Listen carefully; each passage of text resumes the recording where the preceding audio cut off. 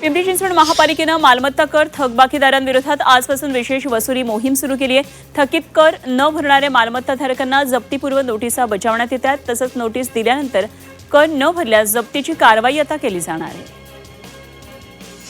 पिंपरी चिंचवडमधल्या 100 किलोपेक्षा अधिक ओला कचरा न उचलण्याचा निर्णय पालिकेनं घेतला। हॉटेल्स आणि व्यावसायिक आस्थापनांसाठी आजपासून नवीन नियम लागू झाले। नियमांचं पालन न करणाऱ्यांवर दंडात्मक कारवाईचा इशारा प्रशासनानं दिला आहे।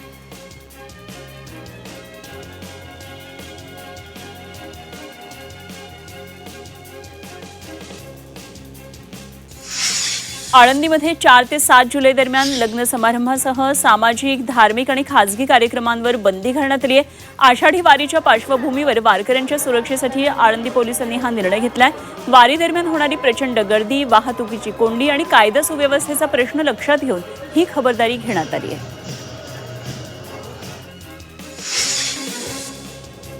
सिन्नर तालुक्यामध्ये वटपौर्णिमेनिमित्तानं झाडं लावण्याच्या महिलांनी अनोखी मोहीम राबवली। घरी पूजनासाठी आणलेली वडाची रोपं किंवा झाडं जतन करणं हे शक्य नसल्यास ती समितीकडे सुपूर्द करण्याचं आवाहन यावेळी करण्यात आलं। नाशिकच्या सिंहस्थ 2027 साठी व्यापक स्वच्छता आराखडा तयार करण्यात आलाय। कुंभक्षेत्रामध्ये 56,000 तात्पुरती स्वच्छतागृह उभारण्यात आली आहेत आणि 8,000हून अधिक सफाई कर्मचारी 24 तास सेवेत राहणार आहेत। घाट, पार्किंग आणि प्रमुख ठिकाणी 7,000 कचरापेट्या बसवण्यात येणार आहेत।